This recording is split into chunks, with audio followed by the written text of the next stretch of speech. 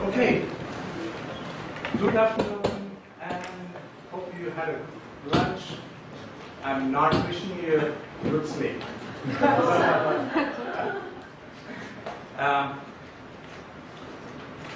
So probably I might dance, I might sing to keep you up. Don't sing, Jen. Don't sing. Oh. Good one. Good one.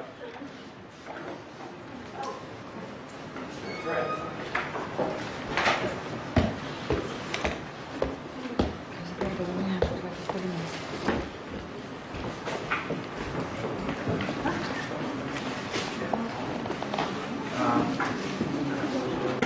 So in the morning, what we heard is mainly about how to bring research together in arguing or putting forward what you want to do, how you want to do, why should somebody listen to you, why should,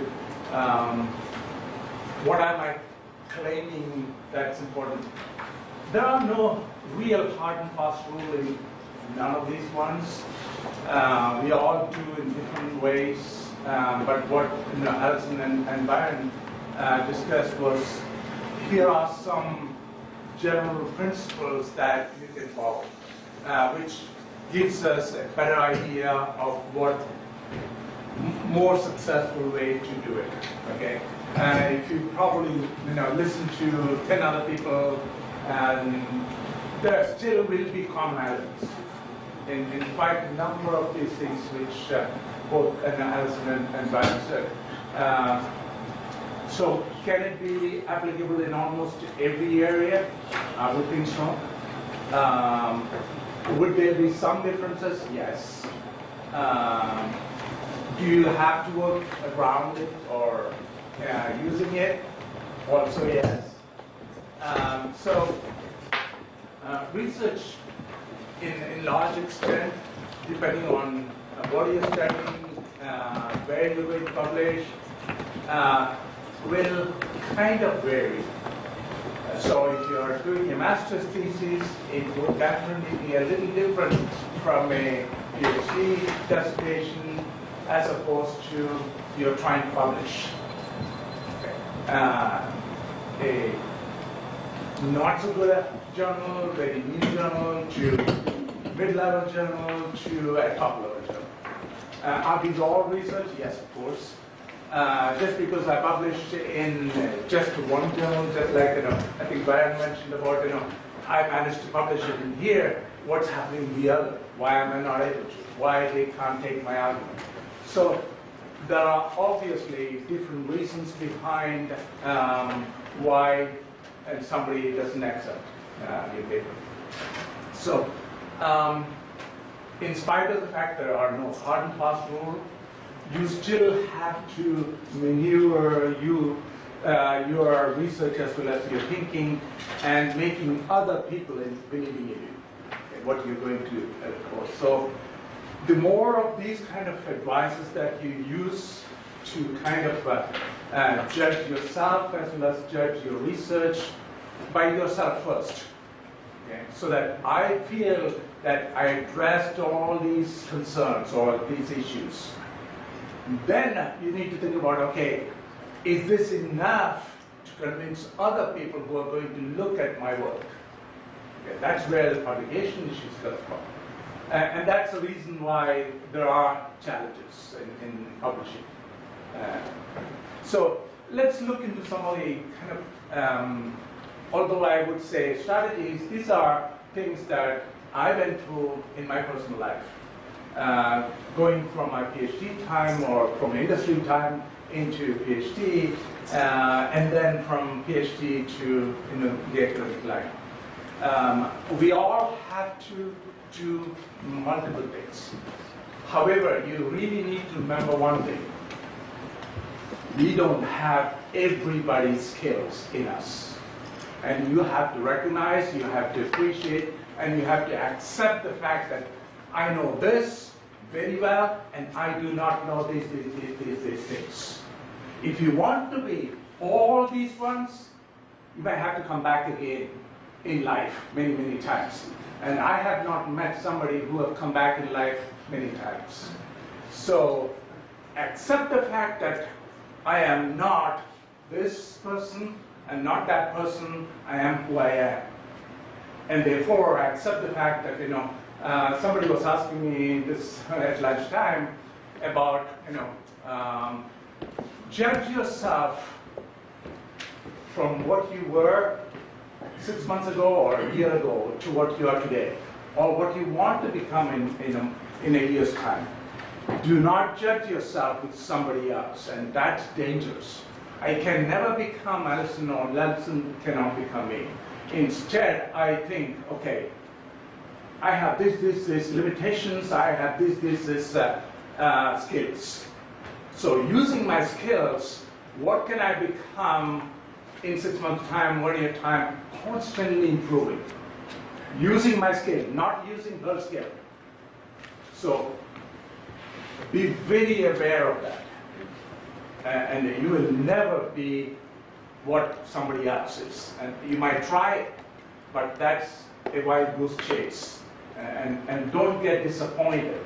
To the person who's, there are things that I can change and there are things I cannot change. I really need to remember that. I'm an Indian, and if I try to be a white person as a European, that's not going to happen. Okay. So, knowing my limitation, what should I do? And that's a very important question you need to ask. All of you as master's students, PhD students, young researchers, senior people, all of us need to think about that. And therefore, there are some things that we can do. Let's kind of, do interrupt me, talk to me, if not now, later on as well. I'll probably, in the next couple of days, if we have chances to talk, I'll be talking about a few of those things as well. So, what should researchers do? Follow your heart and not your brain. You might think I have better brain, or I need to show my brain capacity in whatever it is.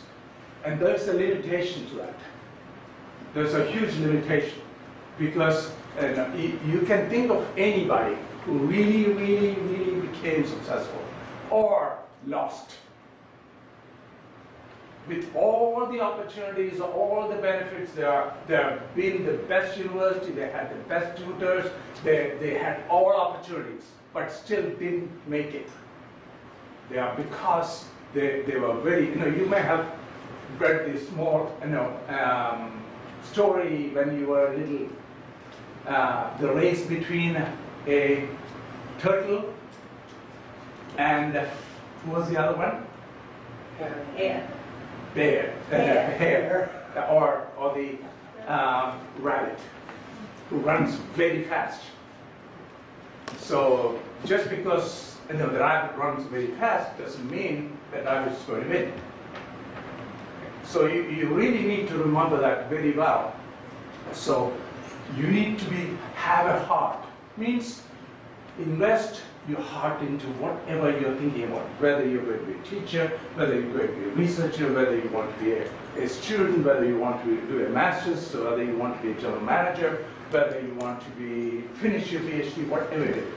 Put your heart into it and not your brain, because brain will sometimes limit you, but your heart will never fail you. Heart will never stop you. Heart will constantly tell you, go ahead, you're fine, go ahead, you'll be okay. Because there's always times you will go through these hurdles in our life.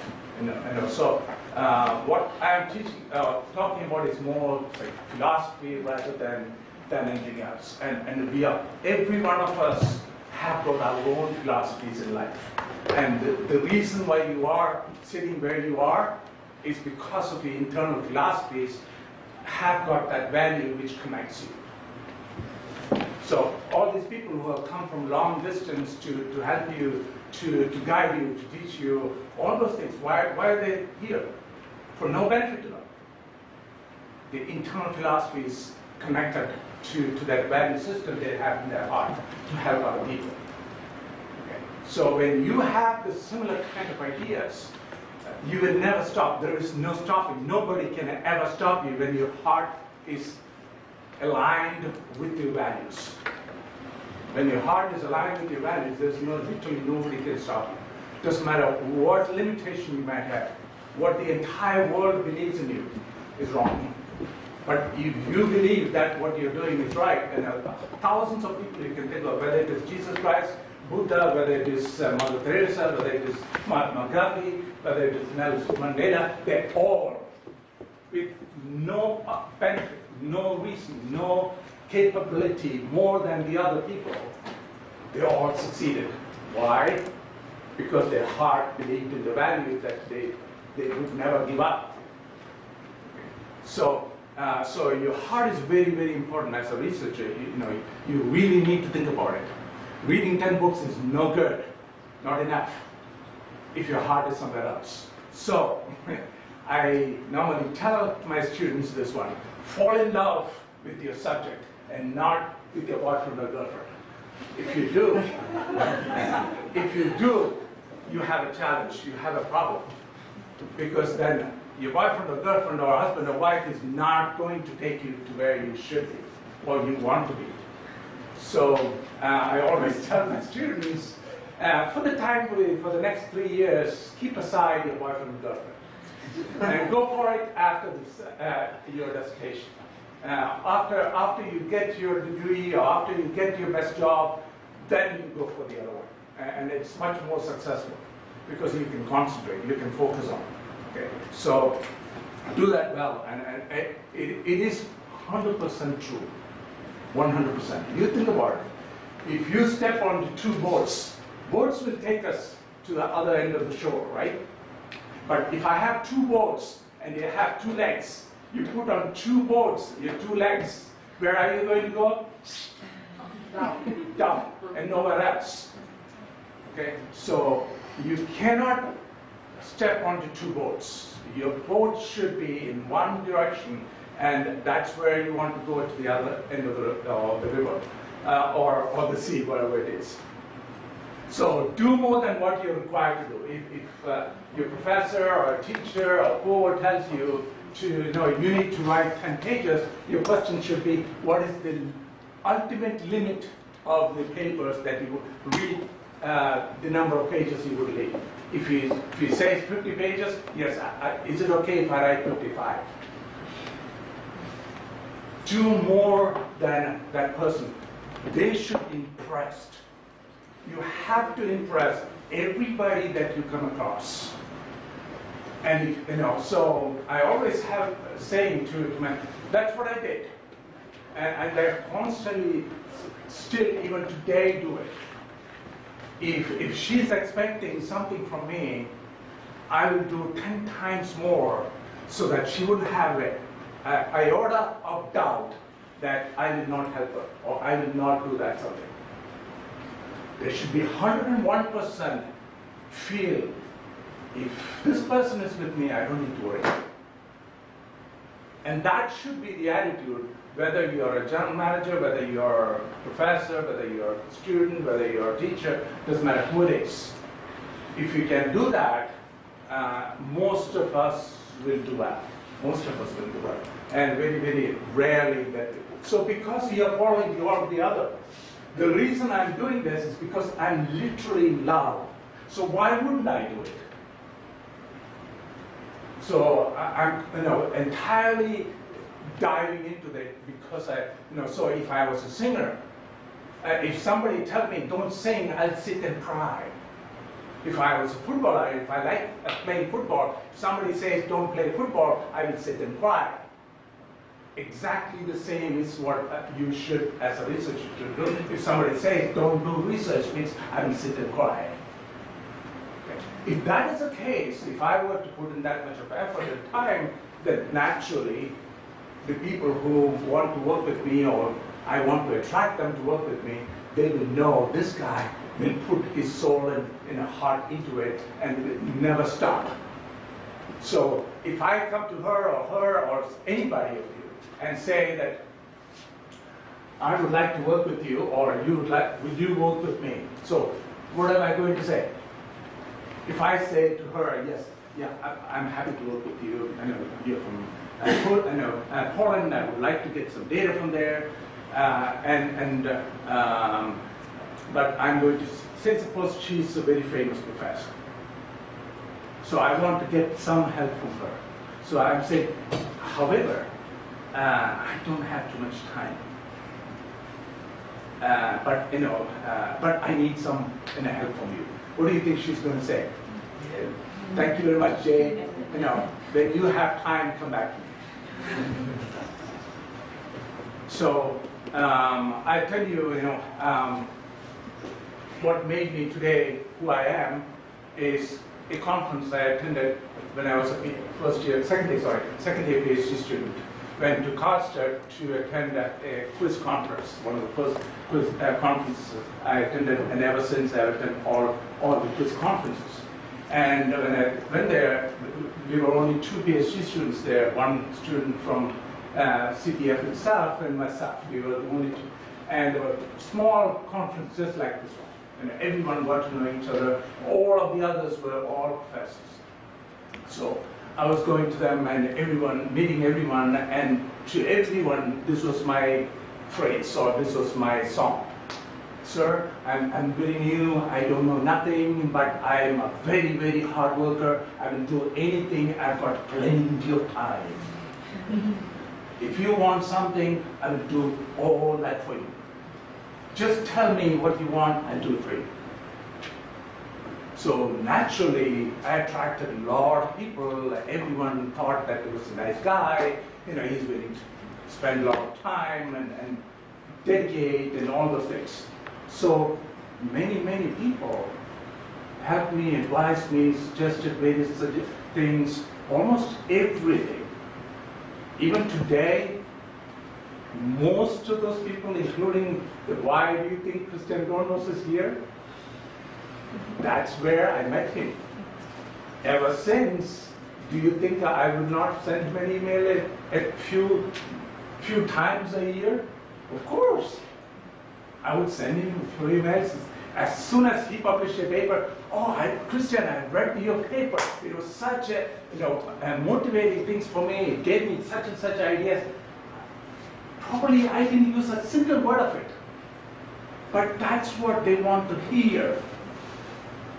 That you use the paper, they motivated you, all those kinds of things. What that makes you, they will remember you.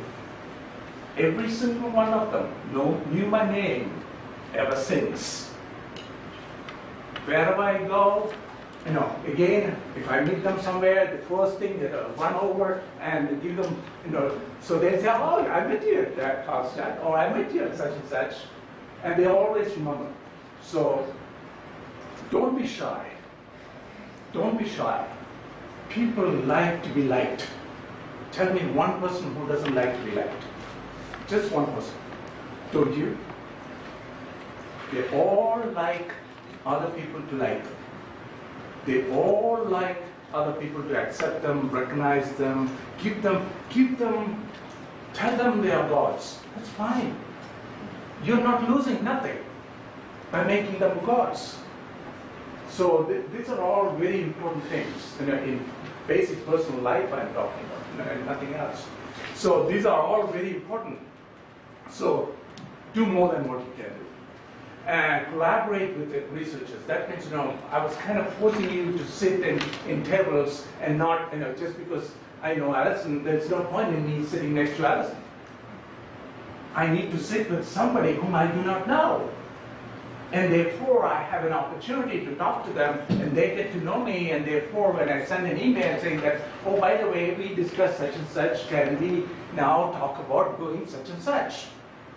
What am I going to talk to her? We've been friends for so many years. Of course we talk, even today. But if I really want to create collaboration with many, many, many people, you're forcing yourself into doing many things, which you normally don't. Okay? So so do that and collaborate with multiple people, and they might be from different focus. Who can? No, it might show you a different direction that you could go, which you never thought about. Okay. Read outside your discipline, and it is very, very important.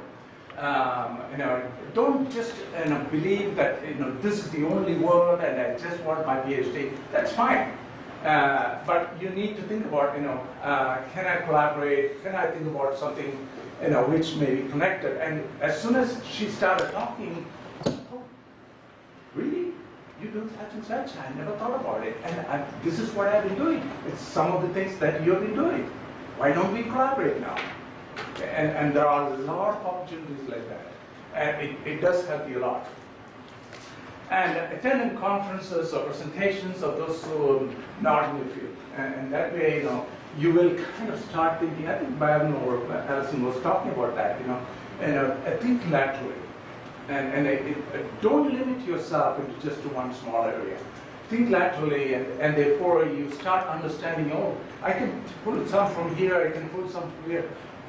Although you don't want to link up too many things either. You need to kind of limit somewhere. But at the same time, you become more inquisitive, and you think my study can be applied such and such place. So I started off, Byron, you asked Alison. You all came from different disciplines, and we see service management as a universal, more or less, umbrella that you can put in. I studied hotel management. I worked in the hotel industry for many years. I'm a trained chef. All those things that ask David. He was general manager of a series of restaurants. What is he doing now? A serious researcher in service management. So, my first book was on hospitality. Second book was on retailing. Third book is about healthcare. Now I'm writing about customer experience. So you can apply this in many, many areas, so that I am not limited. So she will not look at me saying, you know only about hospitality. You can look at many, many, many things, so that many people. So service. More than 85% of almost everywhere in the world, the economy, whether developing or developed countries, the economy is fundamental from services. So you can more or less apply anywhere. Don't limit yourself into transport or into tourism or agriculture, whatever. They're all services. They all use services. And they all can be explained using service theories. So, and probably one of the most important things, always be online. What do I mean by that? That means not only that you should reply quickly, but also make people, when you reply quickly or when you, and how quickly do you reply? Same day. Same day? Okay, good. Depending on the amount of emails. Depending on what? On the number of emails. Number of emails, okay. If we have 100. Okay. As fast as you can. As fast as you can, definitely. And I would say the same day is a very important, at least a yardstick you can think of. As fast probably might not be necessarily enough for her. I might think as fast as means the next week, but she is thinking, judging me, how good I am, based on she's expecting a reply from me in half an hour. So another thing that you could think about doing, because we are in a global world, okay? And whether you are sending from Estonia, whether you are sending from China, it doesn't matter. Say what time it is where you're sending it from. Jay, what time is it there now? Now it is 4 o'clock in the morning here. Immediately when you get it, what do you think? My God, this guy is up at 4 in the morning? It's sending me a reply? My God, he must be hardworking. Oh yeah, that's sleeping disorder. Oh. So you are trying to connect with people. You are telling people, I will work harder than you ever think of. And you are trying to create a heart of friends. So be a giver. Be a giver all the time. Try to convince the other person that they are winning, they are gaining more than you all the time. The minute they doubt that, it's your kind of downfall. Okay? All the time, let them feel that they are benefiting by your relationship and not you. The minute you convince them that, you're the king. And that constantly make them feel that, irrespective where you go, who they are, who they are not.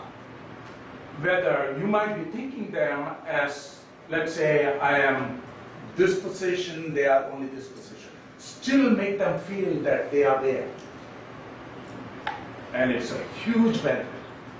You know, I try to do as much as I can. Every student to me is valuable. Every student to me is precious. And I convince them somehow or another. Without them, I'm nothing. And the minute I convince them that, I know that there is equal partnership, equal relationship, equal feeling, and they know that by being closer to me, they benefit. And that's important issue. Okay, let's move on. So what does editors look for? They look for originality. I think both Byron and Alison did talk about all those kind of issues. I'm going to run through very quickly. I don't know whether I will finish. I want to give more time to David as well. So I will give you again these slides. Quite a lot of them, I know you will understand just by reading it. But if, again, have a look through, and if you have questions, send me an email saying that, Jay, this is 2 in the morning here, and I think this morning that's okay. I will answer. What's new in terms of the subject, treatment, or research? What are you suggesting? What are you proposing? What's your argument? Okay. So you need to really convince them, and just like both Byron and Alison talked. How many of you think about your title? I think some of you mentioned. I think both of you mentioned about the title. Okay. I get tons of articles, and fortunately because of being an editor. And that gives me a huge opportunity to look at what's happening, who's writing what kind of studies are more written about than the other. Okay. So it's a huge opportunity. However, I am not able to, I get probably about in a week, some good weeks I get less, some good and other weeks I get many. So let's say I'll get roughly about 15 articles a week. Okay. And that means more than 2 or 3, sometimes more articles a day I have to read. There's no way I'm going to read 3 articles. There's no time. I would not have anything else to do after that. So there are times sometimes I might have to look through about 15 articles a day. Who knows? It does happen. So I definitely have to prioritize. The 80-20 rule, right? So the 80-20 rule tells you need to prioritize. So the first priority is a title. Is it going to attract me? Is it going to attract my reviewers? Is it going to attract somebody else who's going to cite this article? So the title has to be very, very good. Very current, very interesting idea, and the title tells me whether it's worthwhile reading or not. It's not, so probably about 40% of the rejections come from the title. Okay, so the title dictates, and they gave you very clear idea as to what the title should look like for us. Then comes the abstract. Again, they gave you a pretty clear idea about how the abstract should be. So the abstract tells me, is it really something new or not? Did they use the right type of methodology? Did they find out what is missing and what is not? What are they showing something new or not? What type of newness or uniqueness they are bringing out? Then what is the true value out of this? And what is unique out of this research? So those kind of things in the abstract. Again, they went through very clearly the different steps. And go through that very clearly, because abstract is the next one, not only as an editor, but the reviewers will read it. And also you as a reader will read it. You're not going to read the whole paper to see, or the whole book. You look at the back of the book, right? When we buy a book, we look at the back of the book. What is the summary? What's so good about it? So in the business field, we will say, what do you call it? No, master students. What is that managers look for? Executive summary. Executive summary, exactly correct. And that's how much? Half a page. There is hardly any executive summary 3 pages long. Okay. Half a page to maximum 1 page. That means, you are impressing me, or you are convincing me, or you are literally showing or telling me, hey, read this more. This is just a short form. Read more of my paper or this proposal. So that executive summary is, and no executive will have more time to read the whole proposal. So in half a page, you're convincing me, these are the reasons, this is the benefit you're going to get, and that's the difference. And therefore, don't let it out of your hand. Keep reading. So that's something that you need to think about. Okay, let's move on. So unique contribution, generalizability. What is your unique contribution to both the theory as well as to practice? I think both of them mentioned about that very important thing, the connecting those two things. In your master's dissertation, probably you have to do more of the contribution towards practice than to the theory. Whereas if you're a PhD student, probably more towards the theory and then kind of connecting to the practice. Okay. I think both of them mentioned about the challenges when you go and collect the data and then try to fit the data somewhere in the theory. I don't think it's a good idea, although there are some places or some people who try to do that. It's a very challenging issue. I'm sure that you have come across that very well. I would say a good academic will pick it up in 2 minutes. That whether you collected the data first or you need the literature first. Okay. So you really need to think about the background, the literature well, and therefore then at the end you're more or less collecting the data. So generalizability means I can't go ahead and say that I'm going to study, Allison studied such and such about retailers, the loyalty for older people in Australia. Oh, great idea. Let me come and do that in China, or sorry, in Estonia, and use the model. I'm not saying it cannot be published. I'm saying you might find it challenging.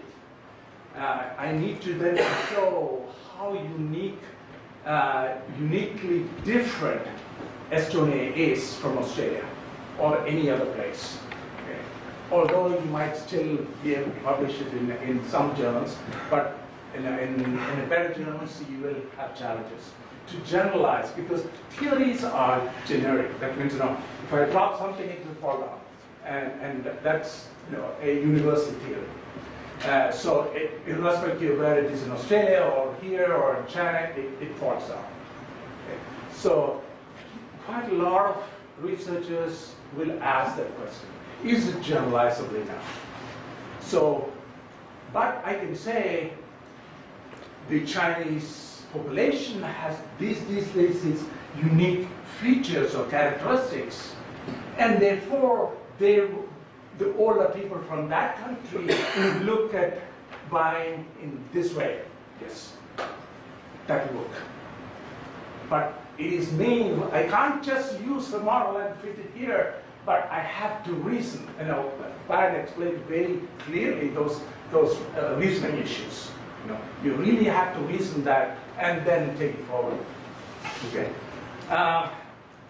Relevance to an extension of the existing knowledge, and so you are showing these are the theories or these are the ideas that we used, and then this is how I'm extending them. So you would add variables, or you would add various moderators or mediators into the whole model, and say that in this context, these variables will add up more benefit. And therefore, it benefits in this particular country or this particular context. She did it in retailing, I'm going to do it in hospitality or tourism or in transport, and therefore it works. For older people, this type of transport is required. Okay. So you could do that. So you're extending your knowledge, extending the present knowledge. So research methodology, I think again, they did talk about it, and I'm going to go on to how the methodologies that we have used need to be used. That means don't try to invent a methodology. Use methodologies that somebody else in your own area have already used multiple times and presented or published. Then it becomes much easier for you to say that, these people used it, and therefore I am using those components of their research into mine, and therefore, you're saying even your questionnaires came out of many other people's variables, and therefore these are the ways they tested it, and therefore don't blame me, blame them, more or less. Okay? So always substantiate. Everything that you do, you need to substantiate. If I'm using this particular methodology, hey, don't blame me. Those 5 people used it, and they all published it in such and such journals. So please go to them if you have questions. So, substantiate every single thing. Do not put a statement. We can't, as a researcher, we cannot put a statement. I can't say that I think it is the right way. Why? Who says? So X number of people said this is not the right way, and therefore I am saying this is not the right way. We should do it this way. Okay. So everything you need to substantiate, and that helps you. And so also your conclusion, you need to go back again to I think both of them mentioned about your conclusion should be based on what you said you're going to do. So your title, again, go back there. Did we say that? If we said that, it's a conclusion relating to the thing that we mentioned earlier. So your objective and all those things, you need to go back there and say, yes, this is what we said we are going to do, and this is what we did. Okay. So reconnect it rather than, some people write references into the conclusion. It's not necessary. I don't think you need to do that. Instead, you go back to what you said you're going to do, and therefore connect it. David, how much time do I have? Till what time? I don't have it. 20 minutes. Okay, I'll go quickly now. Clarity, structure, quality of writing, does communicate well. This probably is very, very important. Too hard. This is very, very important. You can ask Alison as well as Byron or even David. I've worked with all of them. We all send every single paper or most of our good paper for somebody else to edit. Not that we do not know how to write English. We do. But we are not the real writers. So we are researchers. So if you remember, I talked to you that we need to recognize that what I know and what I don't know. I know that I am not the best methodology person, yes, but I have a great methodology person with me to work with me. That's all what is needed. I know that I can't write such and such, but I have a great person to work with me. So collaborate that way as well. But I always say there are two gods that you need to think about. And this is very important. Please bear in mind. Particularly people like us who are not native speakers. Okay. There are two gods that you really need to care about. If you don't care about many things, but care about this one, the first god is the god of conferences. You put aside a certain amount of money, if you are going into academic field, a certain amount of money into a kitty or bucket or wherever it is, to put aside every month or every week, certain amount of money into the god.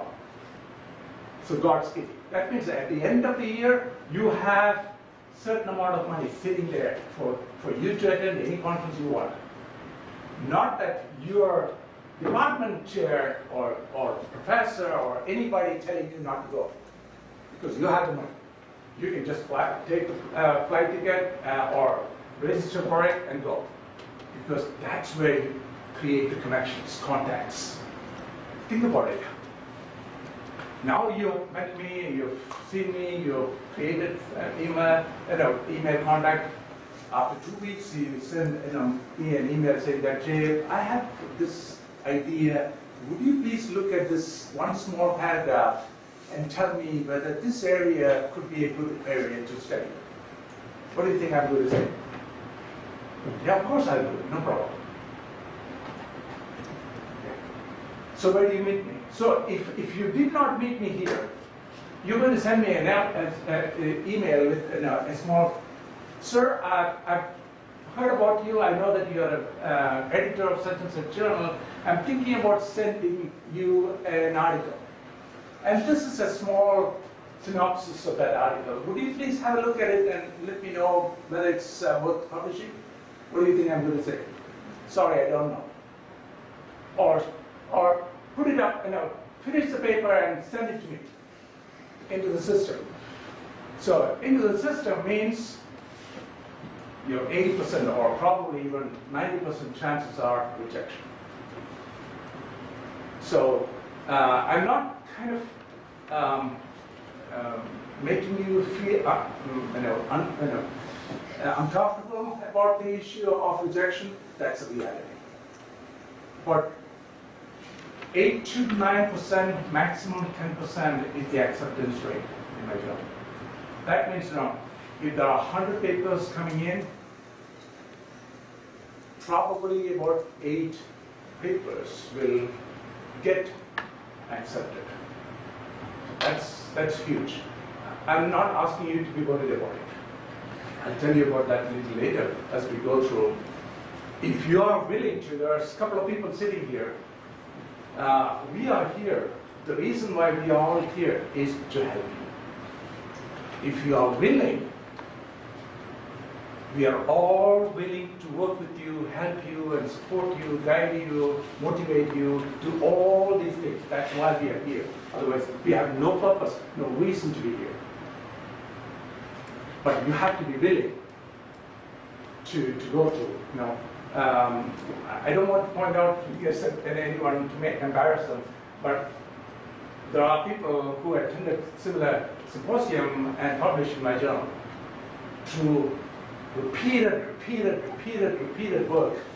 And that person who went through that repeated revision by themselves, the first review was both reviewers was minor revision. And that's a very, very good outcome. And a very good outcome of 2 reviewers giving a minor revision at the first round. Absolutely fantastic. Okay. So that's because they were willing to go through it. Okay. How many years do you think they took that person? 2. That's right, 2 years. But the outcome became one of the 8 out of the 100. So it's up to you to decide that. So if you are willing They're all there to help you, and all the people that you meet here, they're all willing to help. They're all coming here, both to give and take, of course, you know, and you should expect that. Of course, we all have too many other things. That's what I was kind of earlier suggesting to you. You know, you need to fall in love, and that's the basic thing. You know, some of us can. And remember one more thing: the more you're willing to give up, the more you will get. The more you're willing to give up means many things that you give up. Whether it could be the time, it could be the money, it could be the effort, it could be many things. The more you will get, 100% guaranteed. There's no question. Nobody has succeeded without giving up. Whatever in a different way. Whatever different ways. Okay? So, the next one, it should be sound, logical progression, all those things they have discussed, so I'm not going to go into it. Oh, sorry, I think I didn't forgot about the next God. The one God was the conference God. The second God is the publishing God. You really need to think about the publishing God. Because as I said, you know, we are not, you know, even if you are native English speaker. My wife is half Irish and half British, and she's an English teacher. She teaches English language to foreign people, foreigners. But of course she helped me. But ultimately, I still send those papers to a professional copy editor and pay her that money. Another lady, she copy edits and gives me. That means she's going to read my paper, and she's not going to judge me based on my language, instead based on my knowledge. It's a very important thing, because people will judge, irrespective of what, people will judge, you know, whatever it is. So in a written words, because you're not seeing me, you don't know me, you know, it's a blind review. So the first thing they're going to look at is my language. If the language is not good, the first impression, oh my God, this guy can't even spell, or this guy don't know the grammar, this guy can't express. And he's repeating many times. You know, we constantly do that. We write a sentence and say, that means this. Means what? That the earlier sentence is useless. So, whereas a professional copy editor, don't talk about enough, do not ask a native speaker. This is what many people make a mistake. They will ask a native speaker to rewrite it for you. It's no good, because they are not professionals. So give it to a professional copy editor whose main job is copy editing, therefore they know how to make it look nice, how to move this paragraph to there, this paragraph to there, so that there is a nice flow. What is a paper? What does a paper means? It's a story. Telling others why should you read and what is that you're telling. It's a nice story, explaining everything and impressing them, convincing them. Okay. So use that money to, when you finish whatever it is, whether it's a small project, whether it's a big project, you need to impress anybody. And therefore, reread your, I mean, we all make mistakes. We all make mistakes not reading the third time. And send away an email and, oh, I even spelled that guy's name wrongly. How many times do we make a mistake? Of course we make mistakes. I am saying that, you know, as many number of times you can do it, the better it is. Okay. So it reduces the number of failures that we make. So theoretical and practical implications. This homework question, I think Byron and Alison talked about it. Recency of relevance and references. What do I mean by that? It means although I think Byron or someone mentioned about, look at the seminal work, which is the most important work, and then look at what is being, the recent one that has been published in one of the top journals. Don't even give references to conference papers. A lot of times, it's not really worthwhile. Unless it is a very famous person, Christian Bernros said in this conference and such, it may hold good, okay? But otherwise, if you take a police vote, probably nobody's going to look at it. But think about it. It needs to have some solid reference to it. So articles and good papers would definitely mean what I mean. The relevance and recency is that if it is 10 years old, it is 10 years old.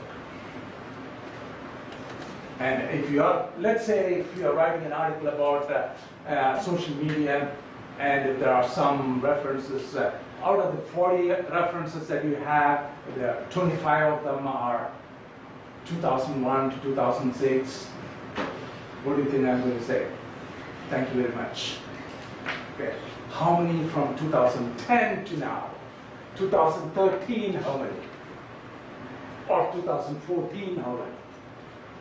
So reviewers will definitely look at it, editors will look at it, the reviewers will look at it, so you need to be really up to date, really, really up to date. So somebody sent me, someone who published some while back and sent me an email asking me, Jay, would you mind please look at it, one of my papers? And the first thing jumped on my, into my eyes is everything, all the references, 1985 and 1986 and everything. So what do you think I'm going to say? Go and look into the latest references and then talk to me. So, that's reality. Okay, I'm not exaggerating in any way. So you really need to think about it. And the other reason that you need the recency of references is that, let's say, she published a paper, let's say, about brand loyalty. And Alison published a paper on customer loyalty. In my journal, this was 2 years ago, she published last year, and she published the year before that, and now you're sending me an article about loyalty of such and such. So where do you think I'm going to get my reviewers from? These two people first comes into my mind. So she becomes the first reviewer, she becomes second reviewer, she becomes the third reviewer. And when you write, and you have not referred their article at all, so what do they think about you? Oh, this person has got no idea. I wrote all these things before. Okay? So most editors have to go find some reviewers. So where does the reviewers come from? Typically from their own list of people who published in their own journals, and not from outside. So you really need to think about, who published before me? And did somebody publish in that journal? And will they maybe be one of the reviewers? So you need to do that as well. And of course, that's only part of it. So the recency means all the latest journals and topmost journals. If you do not know, ask your professor, what are the best journals in my field? Whatever field that is. And pick your references from there, or find connections to your research from there. So that helps you a lot. So think about the editorial scope. Some journals need you to talk about this particular thing, and if that is the case, then stay with it. And some journals do not want case studies, and don't write a case study and send it to you. Some journals like qualitative research. Send them the qualitative research. If they don't like, they will say in the editorial session that we recommend that you have quantitative study or qualitative study or whatever. So do that. Okay, I'm going to stop here. At least give you 5 minutes to kind of give you some questions to ask me. Okay. Yeah? Go ahead. Don't stop. Keep on asking. Anyone else? No? Okay. Going, gone. You get 5 more minutes. No, I think we have a break here. No? Oh, okay. So you might need to dance and sing. Thank you. Thank you.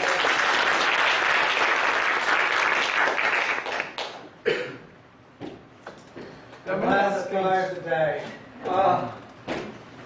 Did we find, anybody else we found the clicker? Yes, it's different. It is.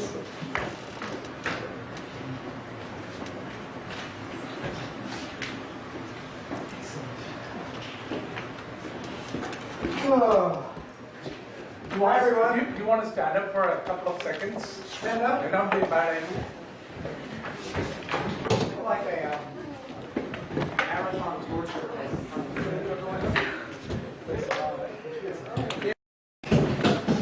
Thanks everyone for having me, Jay, for I was going to say inviting me to come speak at the workshop. It was very coincidental. It was like, oh, you're coming a day early. How about you present on the 8th as well? So thank you for that, Jay. I don't know, I would like to just pass on a particular amount of gratitude to Jay. Many of you might not be aware of, perhaps they are, of how IRSSM got started. I don't know if you talked about this story in your master's class, but speaking of Jay and passion for something, Jay's, I might say this incorrectly, Jay, but I'll do the best I can. Jay had a passion for service management and felt like service management wasn't getting to all parts of the world at universities. He said, I want to start a conference that takes service management into places where perhaps service management isn't very well known. Because developing countries was your original, I think, terminology. And it was a pretty darn good idea, I reckon. I was fortunate enough to go to the first one, which was in Mauritius. Not a bad place to go. And there's been 3 since then, and this is the 5th one.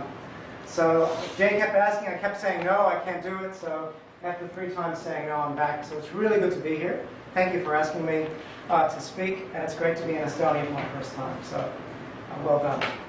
And to Heli and to Gerda, wherever you guys are, and the organizers, yep, great stuff. Okay, I have the kind of the soft topic of the day. It's not quite as, really, we've had some pretty full-on stuff going on this morning. It was a good thing it was this morning. Can you imagine? I mean, the kind of the dense stuff that's really hard on the brain in the morning, while most of our brains are working. This is a little bit softer, hopefully. And hopefully, because you can see the finish line coming, it'll go a little bit more quickly. We have just about an hour to go. Jay did ask me, what do you want to present on? And my first thought was, what am I going to present on? My first thought was, what are the kinds of things that you hear presented on at academic workshops on early career researchers and writing and publishing? And it was kind of the same subjects that we've had today. And I thought, let me just think a little bit differently. And I came up with this one because I've never actually seen this one presented on at an academic conference before. And certainly at a conference where there's younger early career researchers. So we'll see how it goes. Never done it before. I haven't practiced this presentation. I only finished it around lunchtime. And hopefully it'll go around the right amount of time. The first things that came to mind for me, some of you might relate to this and some of you won't, depending on where you're at. I'm glad you asked the audience where everybody sat perspective-wise, because we do have a wide, diverse audience in here. So if you are already an early career researcher or beyond, I'm going to put a little bit more pressure on you to engage in some of the questions that I'm going to ask throughout. I know it's a bit hard for the master's students, but for some of you that have been around for a little while, you have less excuse. In fact, Jay, you ended so quickly, I was thinking, I'm absolutely going to ask a question of Jay, but you ended so quickly, I was speechless. These are the kinds of things that you hear in the academic world. Publish or perish. Probably all heard that before. It's all about quality and lots of it, right? You have to get into the top journals. We've heard some of this stuff today. Other things you'll hear in the university world, you've got to find outside funding sources. Let's work on something together. And I think all the previous presenters talked about that idea of collaborating, which is a lot about what my topic is. So who's Poland? Well, I'm going to tell you right now, Byron. That's a good question. Thank you for the question from the second row. Paul McCartney. Everyone know who Paul McCartney is? Yeah. I was watching on the way over here, one of my flights, there was a a biography of Paul McCartney's newest album. I didn't even know he was still alive, and he's still singing. It's amazing. And it was a great documentary on Paul McCartney. And he was talking about how sometimes he'll actually go to the bathroom. I won't do the visuals of that. And someone will be standing next to him and they'll say, "Paul McCartney, I'd love to do some work with you sometime." You know, the oddest places you get asked to do things. But as academics, this happens, and I'll tell you some stories in the next 45 minutes or so about my experience being a new academic and wanting to work with everybody, right? And then as you kind of progress a little bit, I'm kind of still a fairly new academic, but now you get to the point where you hit capacity. And it's really difficult to pick up new collaborators. But it's really important, and these are the kinds of things that you hear all the time. Let's work together on something. You might say it, you might hear it. It's the way you get on with people, right? Really important. Jay talked about some of those things.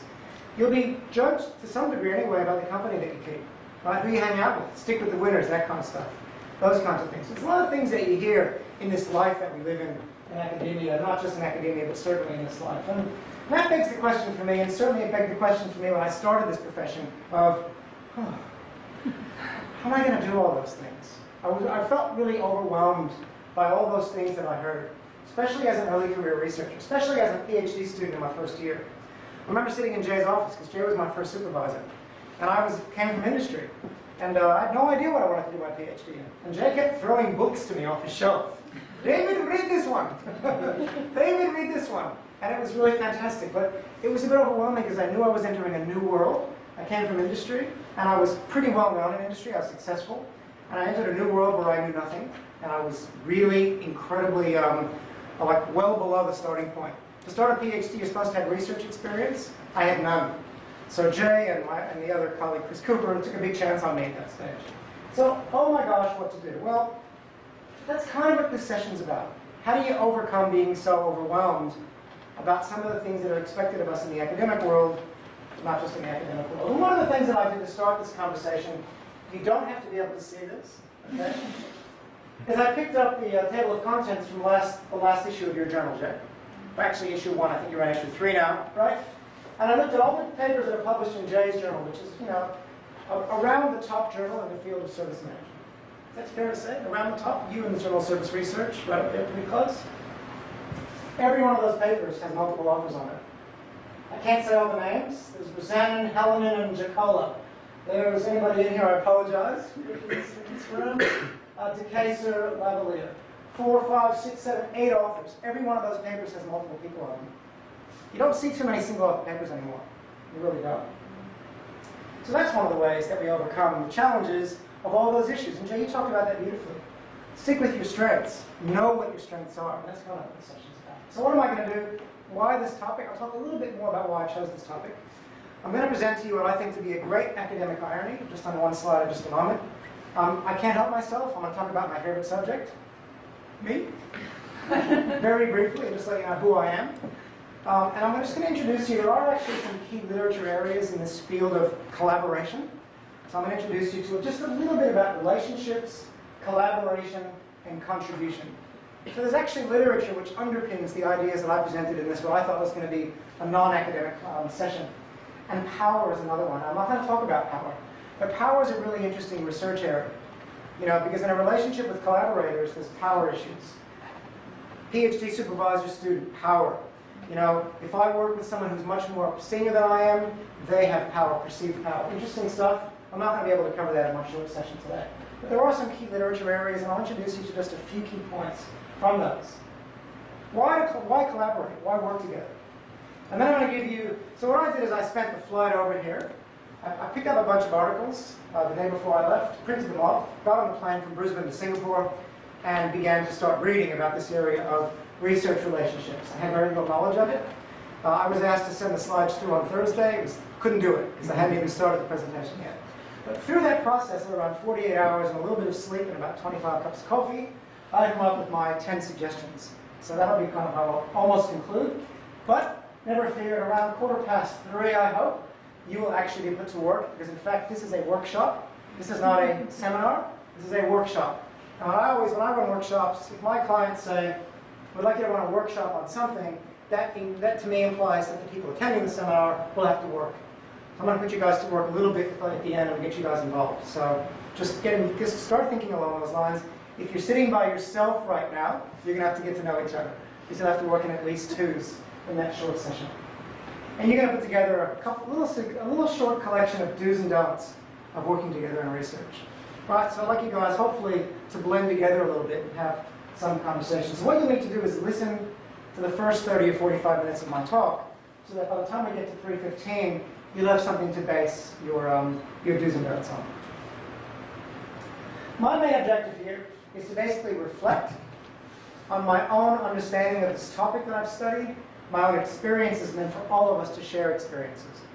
Again, if you're in the academic world, you've already been to conferences about, understanding research questions and a lot of the absolutely critical, as Byron said, the production line aspects. Right, but I love that analogy, that production line analogy that he gave this morning.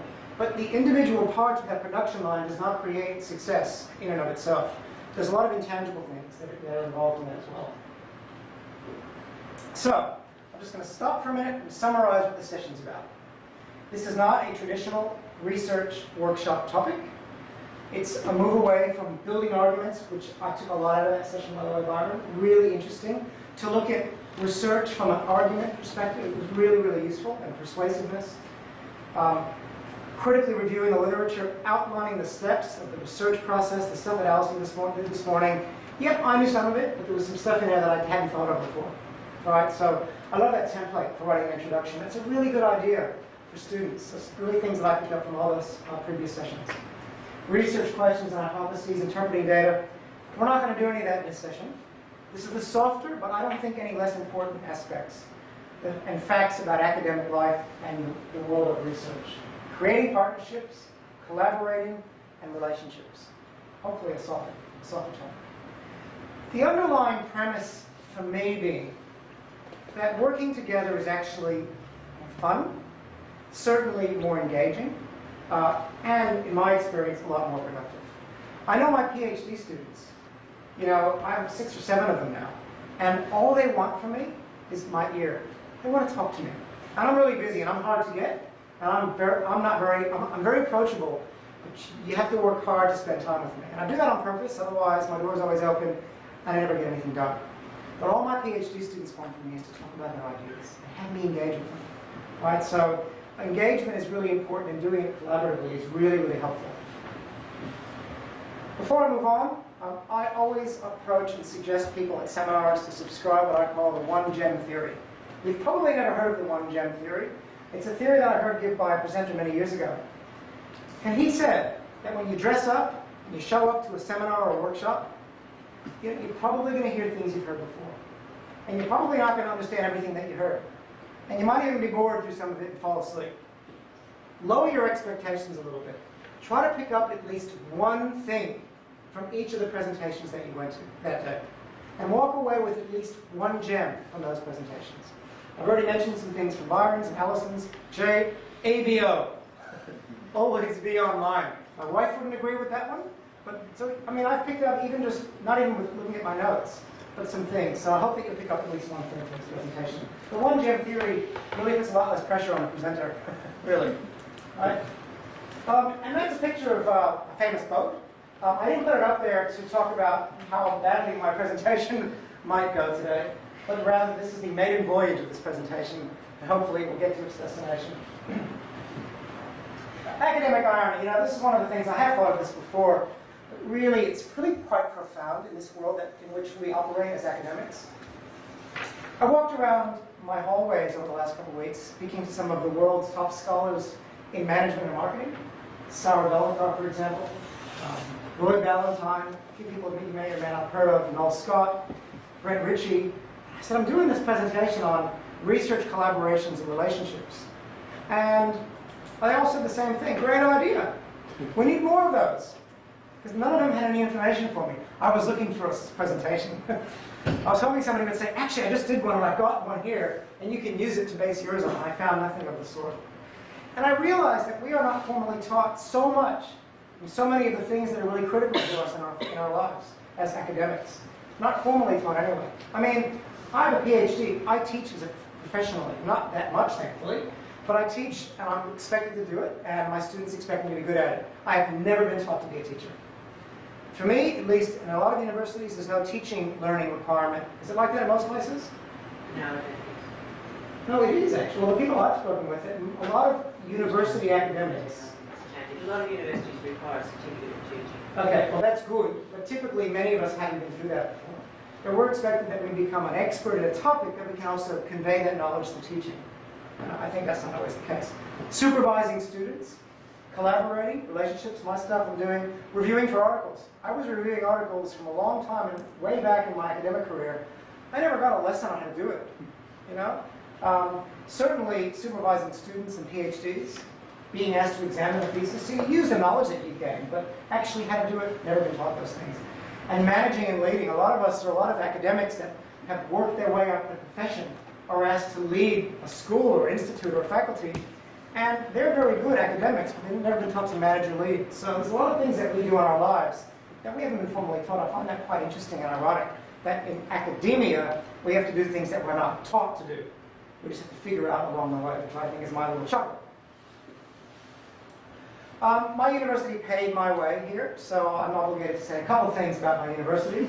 It's one of the small things. They paid about $6,000 to get me here, whatever it is, conference fees. So where is Australia? I hope you guys all know where that is. I often, when I go to America and do a conference, I often actually have to put up where Australia is in the world, because Americans have no idea. And I'm American by birth, right? I spent most of my life there. Americans, they go, Australia? Was that somewhere in Europe or something? I just have no idea. Australia's out in the Pacific. Queensland's up on the far right-hand side, and that's where I live. Brisbane here. Newcastle's around right here, by the way. That's Alison's home. And Canberra's somewhere over here. So I don't know how we all ended up from Australia, Jay, which is one of those things. UQ, many of you probably haven't heard of it. It's one of what's called the group of 8 universities in Australia. We have 8 what's called research-intensive universities. It's, by luck, a very highly ranked one. I just ended up living in Brisbane, meeting Jay and being involved in that university, and just so happens that it's an excellent university. By all meaningful measures, it's in the top 1% of all universities in the world. In fact, of those universities that teach in tourism and hospitality, other than Cornell, and perhaps Penn State, and Ohio State in one of the measures, it's the top university that has, in terms of university ranking, teaching hospitality and tourism, interestingly. So there's not that many of the world's top 100 institutions having significant hospitality and tourism education. 47,000 students, my faculty, which is business, economics, and law. 7,000 students, 5,000 students in the business school, which is where I am. I used to be in the tourism school. We now went through recently a merger, and now we're the tourism group within the UQ Business School. So pretty good. We have a pretty strong research team. Recent publication had 6th in the world in tourism research, so very research-oriented. So it's a pretty good institution. It's a real honor to be a part of that. And I looked into it, to be honest. So how did I come to this subject matter generally, and why am I at IRSSM? It's Jay's fault, actually. My education was management, right? I came to Jay as an adjunct professor, which comes up in a second. I was an industry person. Got to know Jay, because Jay was really involved with industry when he was teaching, and it still is. So when he was at a university, he always had his fingers out in industry, trying to stay engaged. I had a management background. My master's thesis was in finance. It led me to very great success in industry because I'm really good at financial management. So I was very good at running restaurants because I had a really good background in that area. I came to Australia to set up a restaurant company in 1995. In 1999, I was asked to be an adjunct professor at UQ, which is just an honorary appointment. It doesn't get paid, but it sounded pretty good. And then eventually ended up embarking on a PhD program with Jay in 2003. And Jay introduced me to this topic, as probably many of you as well, I would imagine. And as I said, I went in there talking about turnarounds, organizations that are doing badly, and the ones that suddenly are doing really well. I wanted to learn all about those organizations. And Jay said, that's very interesting, David, but why don't you read this book? And read this book. And it was Len Berry, and it was Chris Lovelock, and it was all the stuff about service quality and service recovery, and it was all the things, Service America, right, Albrecht, all that stuff that was seminal at the time.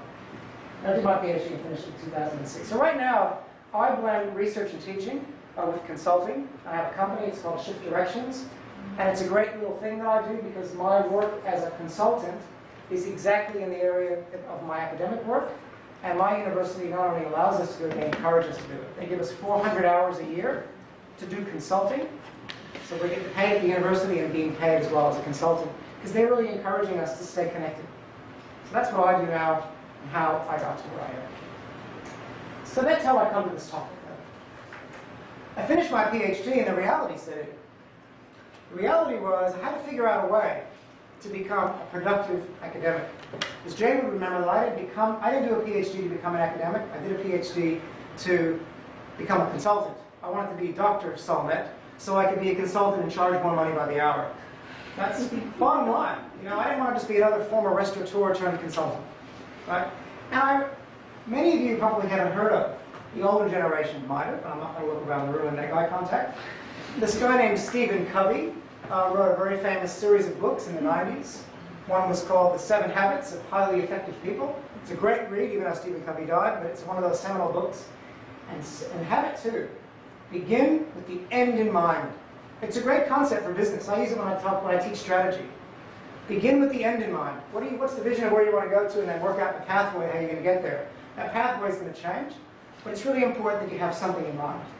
So I kept that in mind when I finished my PhD, thinking, right, I'm here, I've got a tenure position. I didn't know it wasn't called tenure, that's new Byron. It's continuing appointment, but yet we do get appraised every year, so I guess if you don't keep up the work, perhaps. I like the word tenure though, it sounds very safe. My wife thinks I'm tenured, so it's not really a surprise. You're right. I knew that my PhD work would only get me so far, and I was very aware of my strengths and weaknesses. I really was. So I had to look ahead, and I did a lot of floundering around. I asked everyone I could to work with me. I was like this guy. You know, does anyone want to be my friend? I was that guy at the conferences. I'd overhear a conversation and go, oh, I know something about that area. I know a little bit about that. How would you like to work together sometime? I was like the pesty, conference guy. And I learned after my first couple of conferences, people were actually walking away.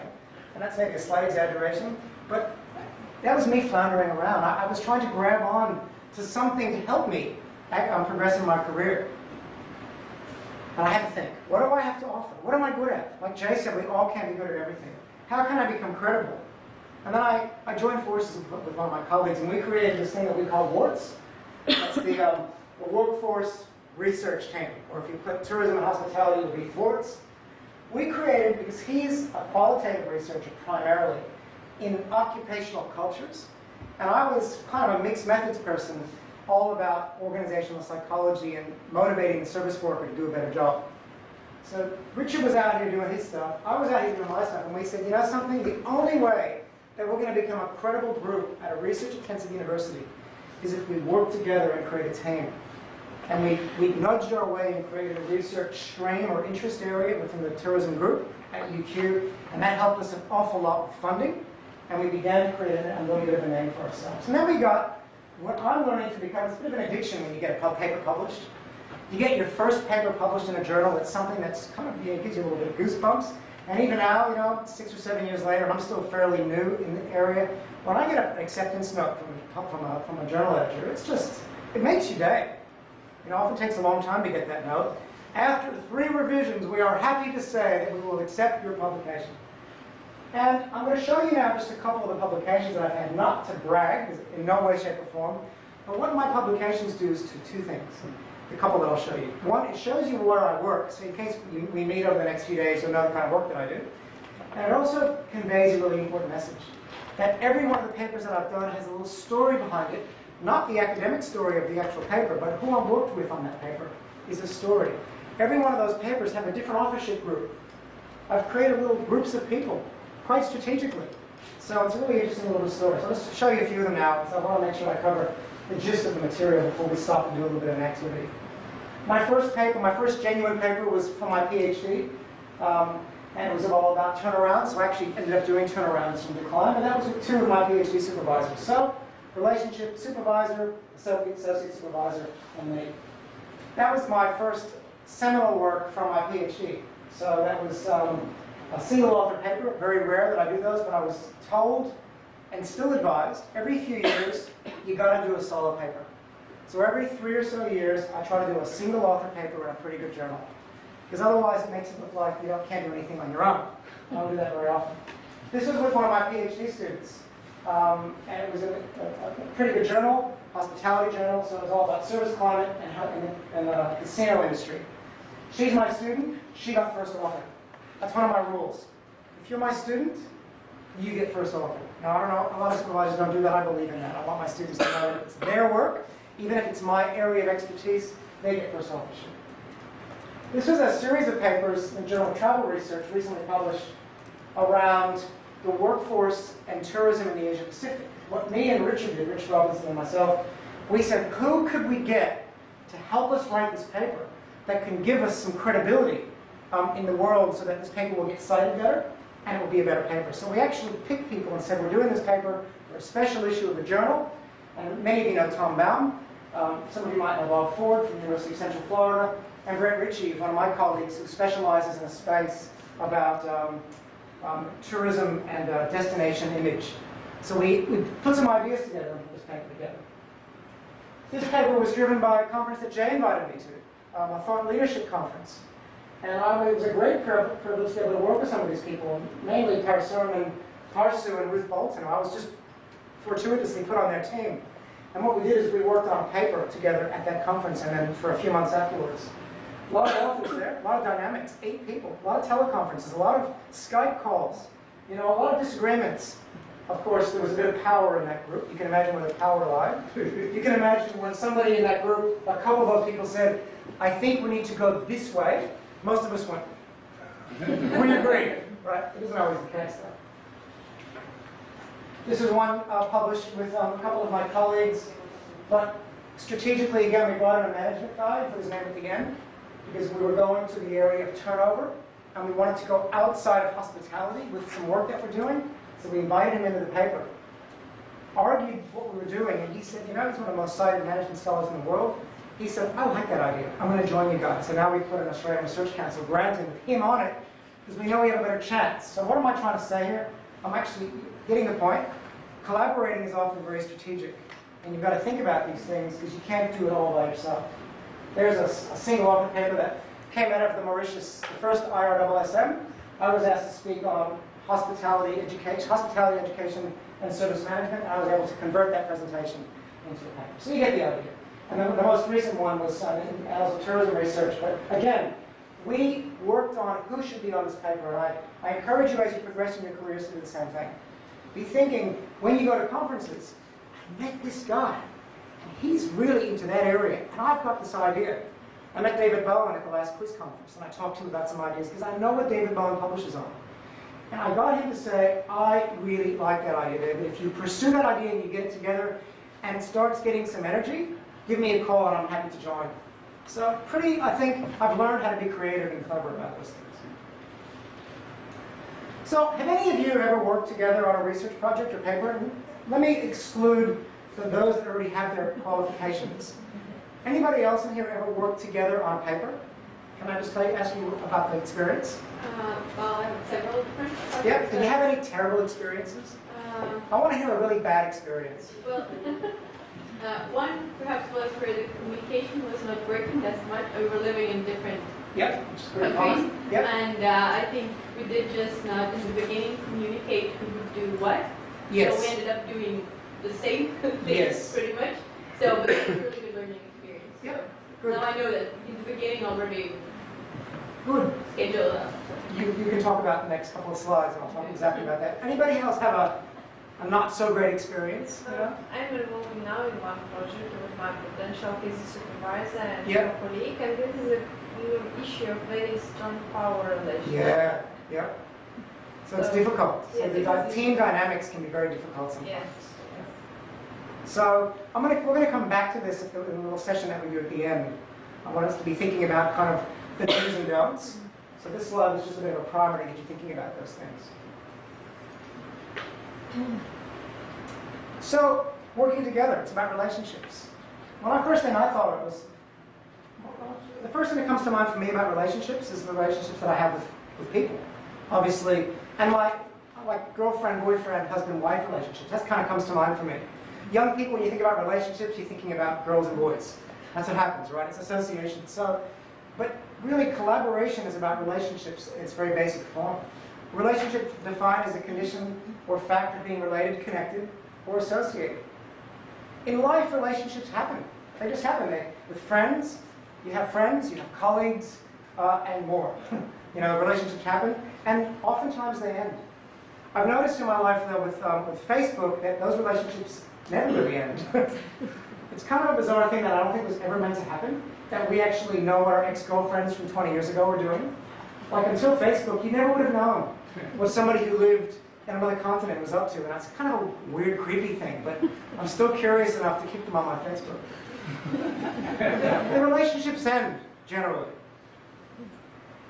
Relationships, no matter what kind they are, generally have some commonalities that make them good ones. Right? And you can probably add to this list. Think about the things that make a relationship a decent one. Common values or common interests. That often leads to a good relationship.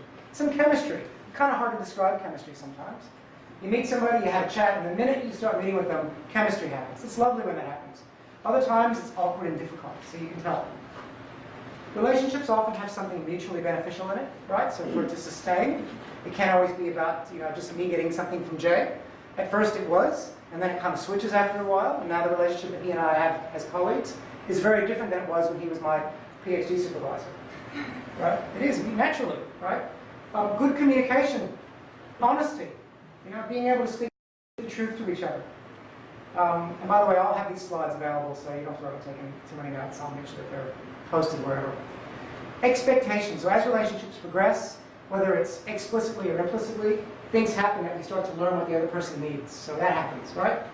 But these very basics, and there's a lot more that you can come up with, these are things that we weren't really taught. We just kind of figure them out as we go, right, in life, generally. You might take a relationship class or go to counseling. Perhaps if you go to relationship counseling, you might learn these kinds of things. But these are basic things that make up a relationship. But the reality is that in a research relationship, they're the same. A good relationship is the same whether it's a research one or a friend or a colleague one. The principles of relationships apply.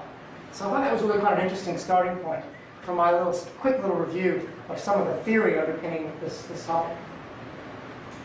As I said before, there are some common themes other than relationships, really about working together in research. And let me tell you, it wasn't easy to find academic papers in this area. It wasn't easy. I found some, I got into a folder full of them, but there aren't very many that study this issue exactly. But what I did find, it was about collaboration, and there's a big collaboration literature, and a little bit of that in about working together on research teams. There's about teams, certainly about power, and that's a really important one, about the dynamics of power relationships, expectations, and diversity is a newer subject in collaboration. Because we're working with people from all over the world with different ways of thinking about things, and that's certainly changed. So there's some common themes about working together which I think are useful. I'm only going to really talk about this collaboration one because it's kind of relevant to this topic, and from a time perspective, it's all I got, time-wise. Am I talking too fast? No? I'm really mindful of that. I make my students, I give all my students signs, and it says, Dr. Solnet, you're talking too fast. And I empower them to hold the signs up in lectures, so slow me down. So I'm just mindful of that. I get excited. What does collaboration mean? Well, in its simplest terms, it means co-labor. So to together, right? And labor, work, to work together. That's what it's defined, or the action of working with someone to produce something. So when you think about collaboration, it's nice to think about the root words. You know, I've learned in my life as I've gotten older that I've done something that I swore I would never do. And that is, I start getting into things that like my dad used to do. Like really get excited about definitions, you know, about words. You know, you get really excited about words and what they mean. And I go, oh, God, Dad. You know, I'm doing it now. It's very sad.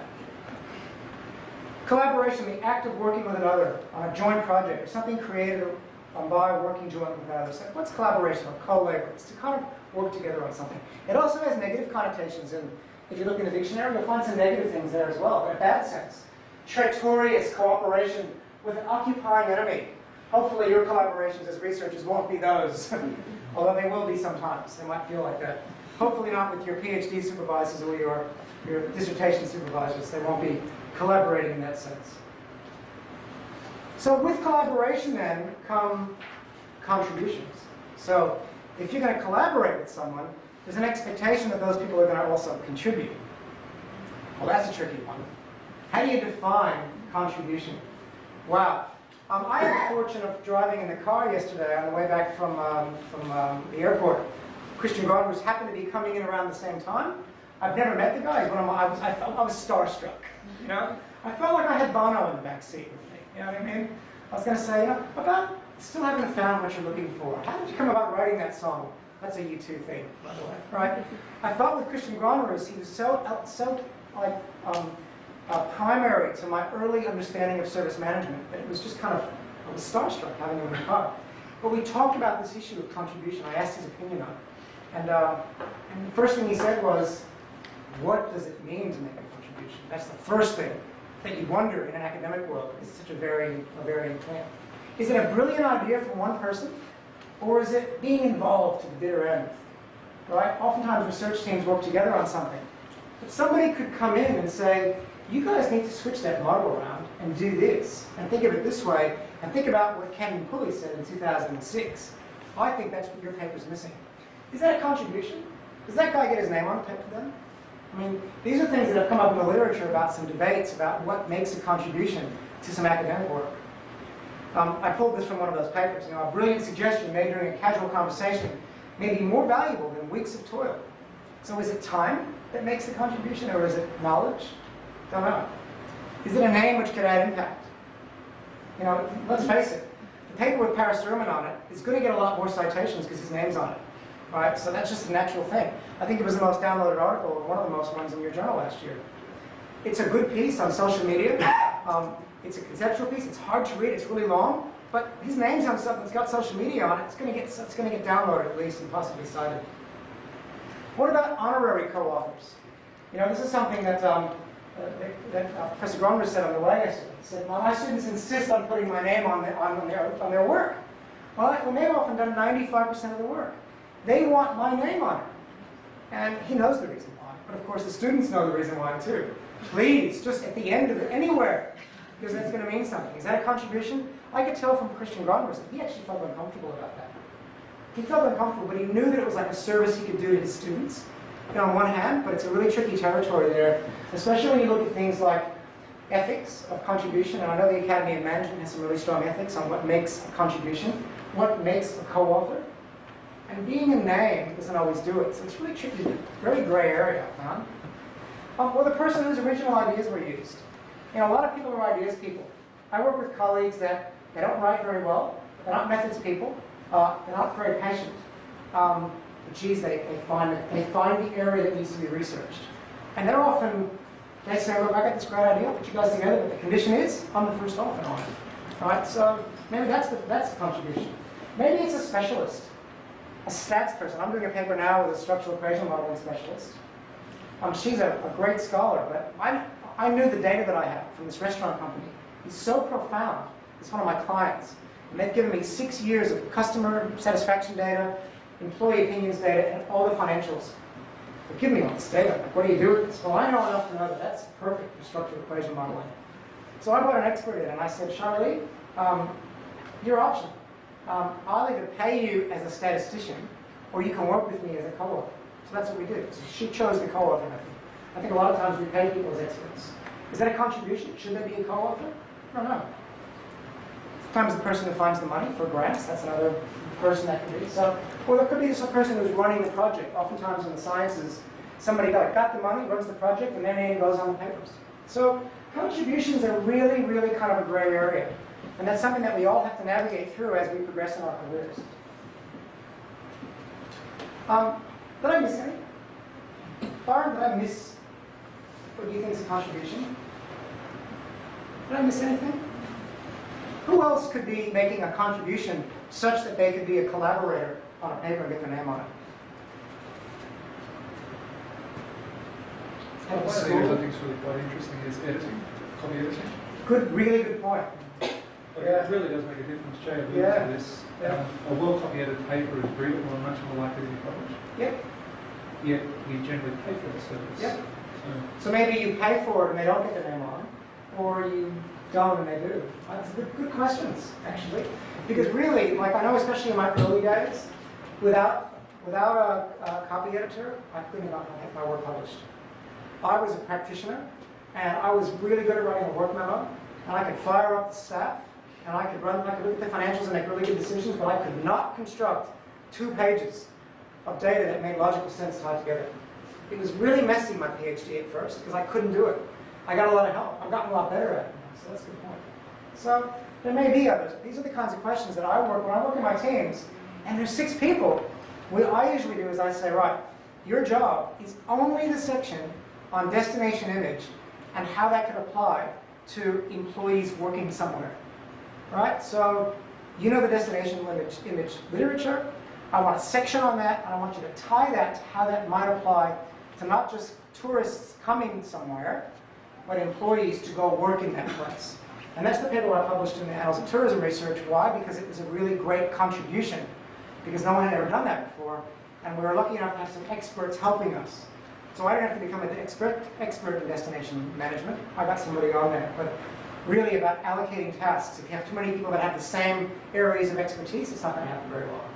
Just before you go further, one of the challenges, I guess, in that space is not so much about identifying what an author or contribution looks like, but having similar expectations of others within the group. So absolutely setting those expectations up first, I think, yep. maybe you're going to go to that. I am, and I'm going to ask you that question again. Yep. It's so true. Setting expectations. So you kind of use that slide, and what I was hoping you all would do is, many of you couldn't care less about this. You know, and I know that. I say that to my students in week 1. I say, I will teach as if you care. And I know that half of you don't. Right? So don't come. Right? But I'll teach as if you care. And many of you that are perhaps doing a master's and MBA and moving on to other things might not care. But what I'm hoping is that if you do have any interest in doing research professionally or going on in your careers, that you will take some of these ideas and tuck them away in your back pocket and then bring them back out again. Right? And they come up, these ideas will come again in just a couple of minutes. So the literature suggests around 7 reasons why people collaborate. You can probably guess most of them, but this is what I plucked out of the literature. A lot more pressure on us to publish. That's been happening since I've been around in 2000 and whatever it was, I started my PhD in 2002. People were talking about it then, and it's more so now. More pressure to publish, and that's everywhere. No matter where you work, in universities, pretty much there's pressure on you to publish. So collaborating allows you to exponentially grow your resume, right? And really building a CV requires many sources. Now, I was thinking about a metaphor for that. It's like a dam, you know, not dam as in D-A-M-M, dam, like dam as in D-A-M. So where the water collects, right? Everyone with me? And a dam has many feeders into it. So in order for a dam to fill up, you really need rain to fall all around the dam, and then it kind of fills up the thing. I know that because I live in an area that has frequent water problems, and I'm aware of that. So a CV is not just about you and your own pet interest and what you can do. Your CV needs to have many tributaries feeding into it to create that. I have a few different areas that I work in that are related. I work with Caribbean King and this kind of employee branding area. It's not my main area, but it's another tributary that allows that CV to grow. All right? I think it's more enjoyable to share it. I said that before. You know, a problem shared is a problem halved, and a joy shared is a joy doubled. It's kind of an old saying, right? So I just think it's more enjoyable. You know, yeah, you get a paper single, paper published, it's great, but when I work with a team and we work really hard and we get that acceptance, and I send that email out to everybody, it's a really nice feeling, you know, so it's something enjoyable. Resources are limited at a lot of institutions, particularly in the sciences. So a lot of universities don't have the ability to do all the experiments necessary, so they can work together. And the social sciences, maybe to a lesser degree. Certainly that's one of the reasons I found. Cheaper air travel, cheaper real air travel. It's a lot cheaper to travel now than it was 20 years ago in real terms. So that's making people work together more often, coming to conferences more frequently. Easier to communicate. Obviously there's things like Skype and other ways that we can communicate very easily. You wouldn't be surprised to know, but I actually read a paper that a research project assessing the relationship between productivity and collaboration. And they found a closely dependent relationship on people that were highly productive and the degree to which they were likely to collaborate with others. Now, it makes logical sense. It's actually been proven. Interestingly, though, they found, I thought this was really interesting. If I work with the 3 of you, and there's 4 of us that move paper together, right? And our 4 names are on the paper. All 4 of us will get to put our name on a resume with the paper. Our universities will say, Keating was involved in this work. There's a certain element of prestige and power and credit that goes to each of the 4 authors. And what this research found was that that's more credit overall than one single author doing one paper and publishing it. So there's actually more power in multiple people publishing papers together. So interesting. So even though there's a relationship between productivity and collaboration, it's even more interesting to know that papers get more kind of marketing value in many ways. Self-citation phenomenon. What's that? Is that the self-citation phenomenon? Well, self-citation phenomenon. Yeah. Talk about that another time. And there's other, so you can kind of get an idea. Collaboration, you can kind of understand why. So I've only got about 7 or 8 minutes before I want to stop. So we're getting very close. I got maybe one more slide to do, I think. So dealing with research relationships. Well, like many relationships, they start off kind of nice and, you know, we're hopeful, nothing could go wrong. And then oftentimes it kind of goes to, all right, we're going to put maybe like, I think it didn't fall off the slide, on the top it says prenuptial agreement. Right, so relationships start off very hopeful. At the beginning they're very exciting. We never think the worst in a relationship. But from experience I find that research partnerships benefit from some clarity up front. You know, I did some work recently with Jay and with Byron, and I'll give Byron credit for this because he was the person on the first phone call, I think, really, that said, hey guys, can I make a couple of suggestions here about, you know, expectations? I think it was you, Byron, because I think you chaired the first call. And it was really useful. Jay, you're going to do this part of it. Anna, you're going to do this, and we'll get you involved at this later stage. Me and David are going to do this. Is everybody okay with that? Cool. Everyone knew right from the beginning. Really nice way. It made the relationship a lot easier. I wasn't feeling resentful that I was doing all the work, because I knew somebody was going to come in later. All right? The more of this that can be done early, in my humble opinion, the better. Right? You know, some relationships are just plain easier, like in life. Right? I work with people where we didn't have to do any of that stuff. But it's interestingly, usually that happens when it's somebody who has a lot more seniority than me, and they're not in it for their own personal gain. And Jay's a good example of that. Jay has always said to me, David, you will always be the first author. It's just Jay's spirit of generosity, I think. I hope you don't mind me saying that. So there's never been a power thing there. You know, Jay's always been very good with me about those kinds of things. We've never had to talk about who's going to do what. It just happens because we have kind of a bit of chemistry that's happened there. But for relationships to happen, this is the point that Byron mentioned earlier, it's good that you have some vision for what the project's going to be from the beginning. You know, this research that we're doing about the relationship between hospitality and service theory is one that was conceptualized from the beginning, and we set a little bit of a plan. We said, well, let's do 4 papers, and the first one will look kind of like this, and the second one will look kind of like that, and it was kind of a nice thing to do. So it's good to have a vision. Figure out who's going to do what. Figure out who's going to be a leader, so that to coordinate, phone calls, follow up. Sounds kind of silly, but if you don't do that, no. You know that famous saying, I used to learn this as a manager, if you ask everyone to sweep the floor, who's going to sweep the floor? Nobody. That's right. So you've got to assign responsibilities. Figure out who's going to do authorship. You know, we decided in that collaboration, which was a good idea, alphabetical. Now, I'm Solnet, so I'm going up. Right.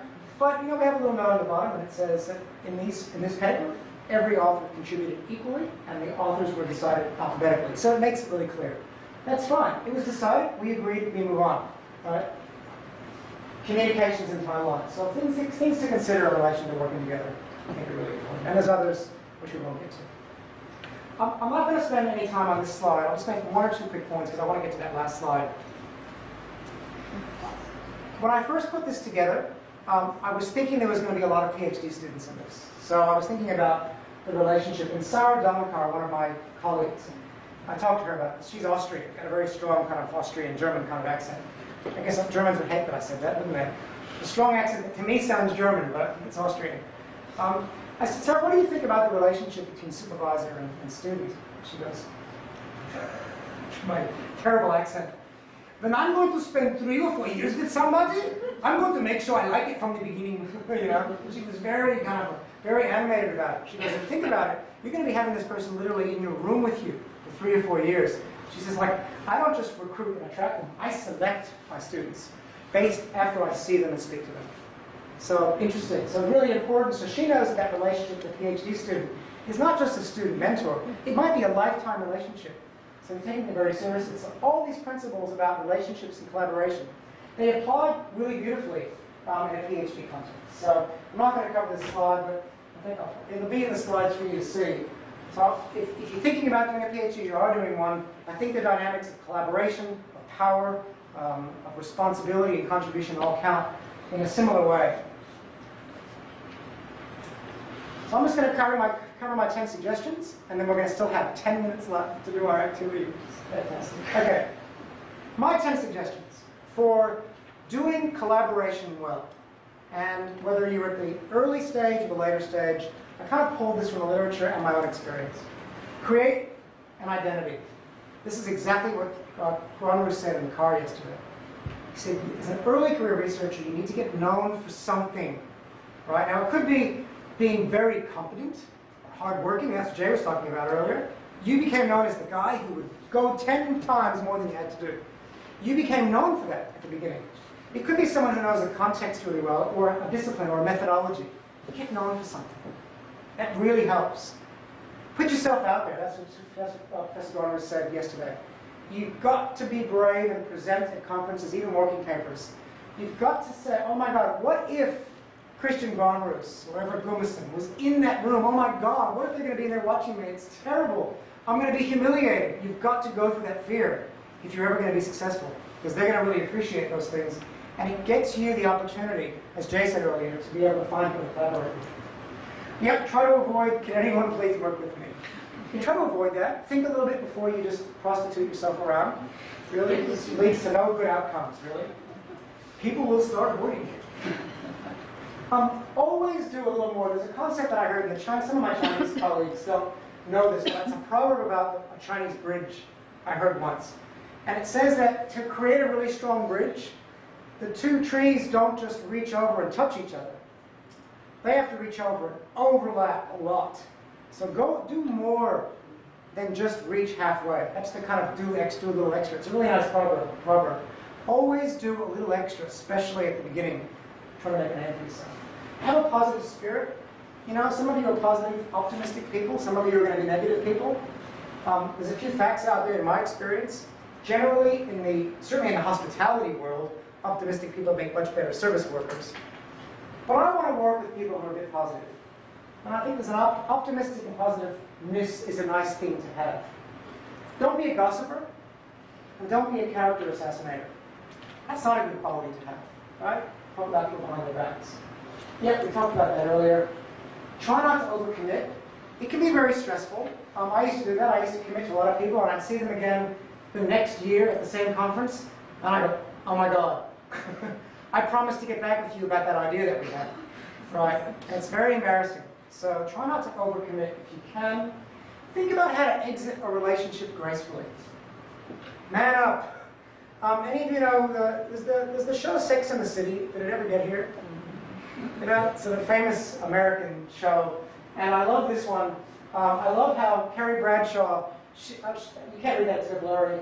A man broke up with her with a Post-it note on her car. It says, I'm sorry, I can't, don't hate me. And that whole episode was about how, can you believe this? A man broke up with me with a Post-it note on my car. Right? So that's not manning up. So be honest. Another way that I've had people is not returning phone calls. I don't think that's manning up. You know, just be honest. I know, Jay, I don't know if you still practice this, but it wasn't long ago that you told me that when somebody had a paper rejected from your journal, but they had gotten through the review process to make a personal phone call. You still do that? Yep. Jay doesn't just send a rejection letter. He says, hi, this is Jay Kandampully. I'm the editor of Journal of Service Management. Really appreciate the time and effort you took to submit a paper. Unfortunately, we're not able to accept it this time, but here are the reasons why. Wow!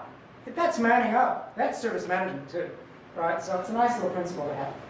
Good suggestion. Man up. If it's not going to work out for somebody that's going to want to work with you, say, look, I'm a little busy right now. I love your ideas. I think you're going to be a great scholar, but I don't have time now. It's a lot better than just not returning phone calls. Right? Excuses. And look, if you get rejected, be okay about it. All right? But take inventory and ask yourself, is this becoming a pattern? Like, is it me?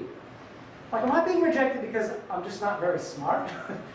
Should I be doing a PhD? I mean, these are serious questions to ask, you know? So, yeah, rejection is a natural thing that happens in our lives, whether it's journals or collaborations, but be a little honest with yourself. but do have self-belief. Jay's a great example of that. He kind of went through and probably, stood there kind of like we all have to do at the beginning, taking punches, but he wasn't going to give up. Right, look at him now. Professor of service management, one of the most known names in our field, whether you like to admit that or not. Everywhere I go, people know your name. Somehow you get a cheap room rate, I've heard, in hotels by mentioning Jay's name. Okay, so we have 10 minutes. What I'd like you to do now is, just for 3 or 4 minutes, with the person sitting next to you, is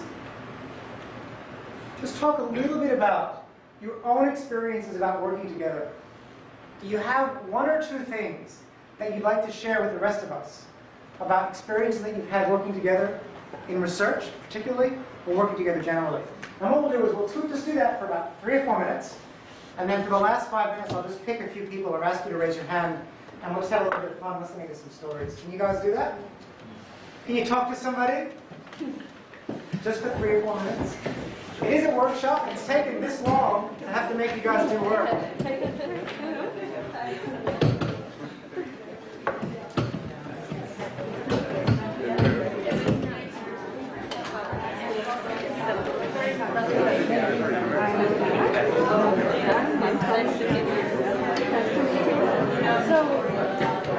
Are you interested now or do you have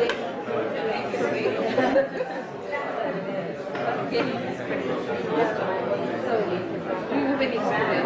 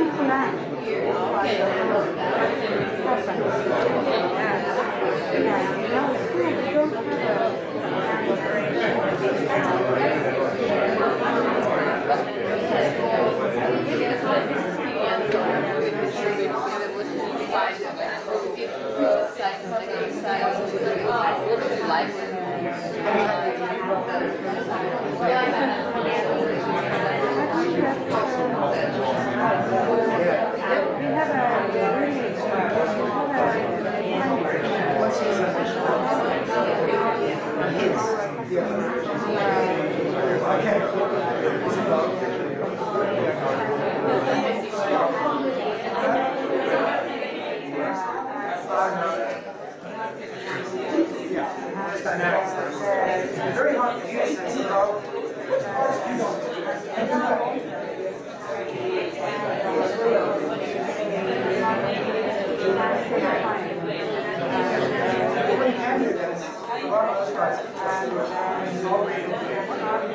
and I'll make sure it goes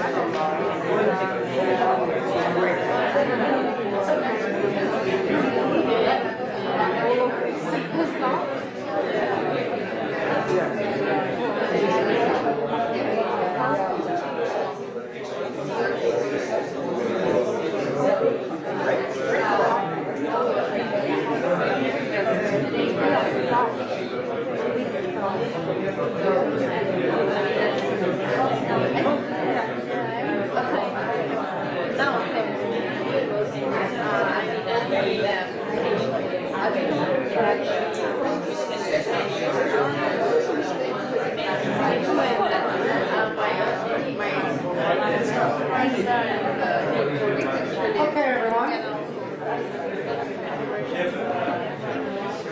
Okay, your work is now over. That's all the work you're going to do in the workshop. Except, you can have 2 more minutes.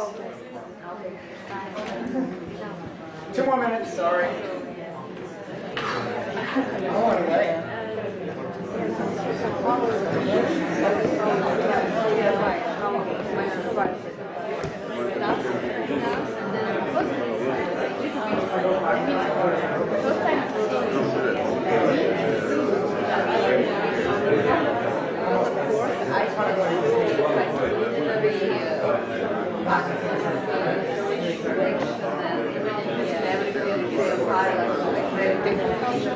But then we talked to each other, yes,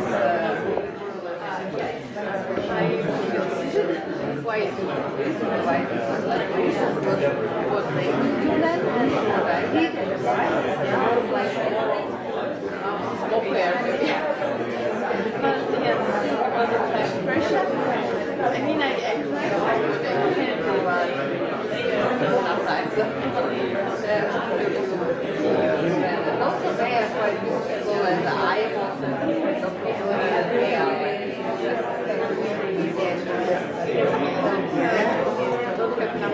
Navigating culture is so difficult. My mom, as I mentioned, my PhD student in Japanese. I rely on my imagination.